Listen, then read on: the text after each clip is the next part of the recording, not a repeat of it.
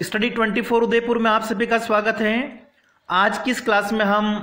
अंतरराष्ट्रीय अर्थशास्त्र क्या होता है, उसका क्या अर्थ है और उसका क्या महत्व होता है, या अंतरराष्ट्रीय अर्थशास्त्र का अध्ययन क्यों किया जाता है, अलग से अंतरराष्ट्रीय अर्थशास्त्र के अध्ययन करने की क्यों आवश्यकता होती है, इस टॉपिक को आज की इस क्लास में हम डिस्कस करेंगे। बीए थर्ड ईयर या अन्य एग्जाम में आपका इस तरीके का अगर क्वेश्चन पूछा जाता है कि अंतरराष्ट्रीय अर्थशास्त्र का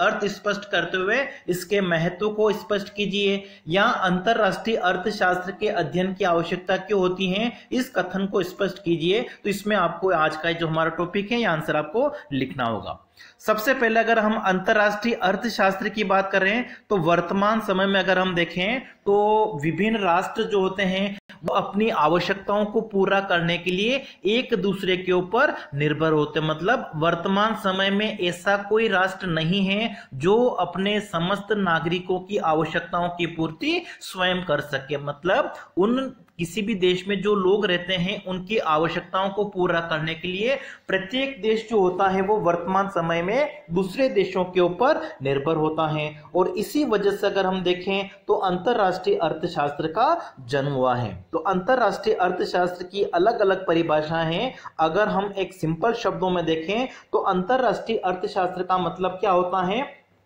कि इस अर्थशास्त्र की वह शाखा जिसमें हम क्या करते हैं, किसी राष्ट्र का, किसी देश का दूसरे देशों के साथ में समस्त प्रकार के जो भी आर्थिक व्यवहार होते हैं, लेन देन होते हैं, उनकी जो आपसी समस्याएं होती हैं। क्योंकि वर्तमान समय में जैसे हमने कहा कि लोग एक अपनी आवश्यकताओं को पूरा करने के लिए कोई देश दूसरे के ऊपर निर्भर होता है, और आवश्यकताओं को पूरा करने के लिए क्या होता है, दो देशों के बीच में अंतरराष्ट्रीय व्यापार होता है। और जब दो देशों के बीच में अंतरराष्ट्रीय व्यापार होगा, उनके बीच में आर्थिक लेन देन होता है, तो उसमें बहुत सारी समस्याएं भी हो सकती हैं। तो अंतरराष्ट्रीय अर्थशास्त्र में हम क्या करते हैं, दो या दो से अधिक देशों के बीच में जो आर्थिक लेन देन होता है उसके आर्थिक व्यवहार का अध्ययन किया जाता है, उन आर्थिक समस्याओं का अध्ययन किया जाता है जो दो राष्ट्रों के बीच में व्यापारिक संबंध होने के कारण उत्पन्न होती हैं। ठीक है, तो यहां पे आप इसकी डेफिनेशन दे सकते हैं। अंतरराष्ट्रीय अर्थशास्त्र प्रधान रूप से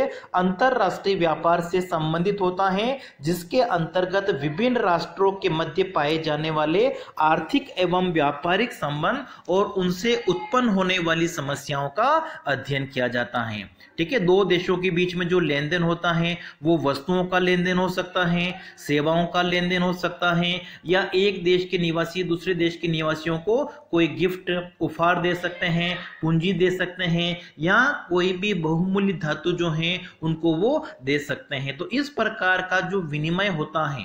ठीक है, वस्तुओं सेवाओं का, उपहारों का, पूंजी का, बहुमूल्य धातुओं का, एक देश के निवासियों द्वारा दूसरे देश के निवासियों को जो हस्तांतरित किए जाते हैं, तो इनका जो विश्लेषण है वो किसके अंतर्गत किया जाएगा, अंतरराष्ट्रीय अर्थशास्त्र के अंतर्गत। जैसे अब अगर हम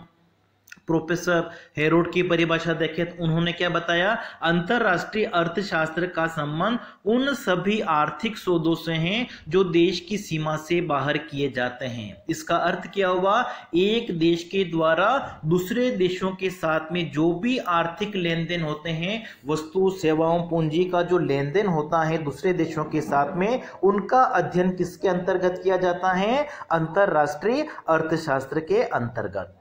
ठीक है, तो उपरोक्त परिभाषाओं से हम क्या बता सकते हैं कि अंतरराष्ट्रीय अर्थशास्त्र के अंतर्गत क्या होता है, विभिन्न देशों के बीच में जो अंतरराष्ट्रीय व्यापार होता है, तो अंतरराष्ट्रीय व्यापार से क्या होता है, विभिन्न देशों में आर्थिक संबंध उत्पन्न होते हैं, और जब विभिन्न आर्थिक संबंध होते हैं तो उनसे क्या होगा, आर्थिक समस्याएं भी उत्पन्न हो सकती हैं, और उन्हीं आर्थिक समस्याओं का जो अध्ययन है वो किसके अंतर्गत किया जाता है, अंतरराष्ट्रीय अर्थशास्त्र के अंतर्गत। ठीक है, यहाँ पे देखिए लिखा हुआ है कि कोई देश अपने नागरिकों की समस्त आवश्यकताओं को अपने उत्पादन से पूरा नहीं कर सकता है। वर्तमान समय में अगर हम देखें तो लोगों की जो आवश्यकता है वो एक तरह से क्या है, अनंत है, और इन सभी आवश्यकताओं को कोई एक देश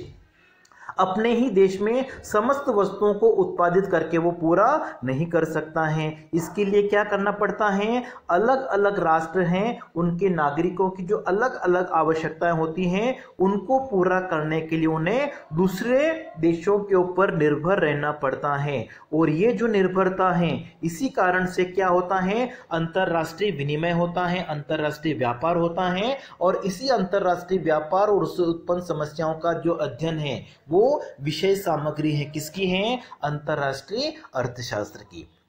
अब देखिए अंतरराष्ट्रीय अर्थशास्त्र का क्या महत्व है, इसको हम अलग अलग बिंदुओं के आधार पर समझें, या अंतरराष्ट्रीय अर्थशास्त्र का अध्ययन क्यों किया जाता है। तो सबसे पहला जो इसका पॉइंट हमारा वो क्या है, अंतरराष्ट्रीय व्यापार के लाभों की जानकारी। वर्तमान समय में अगर हम देखें दो या दो से अधिक राष्ट्रों के बीच में अंतरराष्ट्रीय व्यापार एक तरह से क्या हुआ है, बड़ा है। और अंतरराष्ट्रीय व्यापार होने का क्या कारण है, दो जो देश हैं आपस में लेन देन कर रहे हैं, उन दोनों देशों को इन वस्तुओं का लेन देन करने से क्या होता है, लाभ होता है। एक देश द्वारा दूसरे देश को वस्तुएं अगर भेजी जाती हैं तो वो देश क्या करता है, भेजने वाला लाभ कमाता है। इसी तरीके से दूसरा जो आयातक देश है उससे भी लाभ होता है, क्योंकि अगर वो अपने यहाँ पे उन वस्तुओं को उत्पादित करता है, कुछ वस्तुएं ऐसी होती हैं जिनके उत्पादन करने के लिए पर्याप्त मात्रा में साधन किसी देश के पास में उपलब्ध नहीं होते हैं, अगर वो उन वस्तुओं को अपने यहाँ पे उत्पादित करेगा तो उसकी लागत क्या होती है, बहुत ज्यादा होती है। इससे ज्यादा अच्छा क्या होता है कि वो दूसरे देश से क्या करें, उन वस्तुओं को आयात कर लें। कि भारत में अगर हम देखें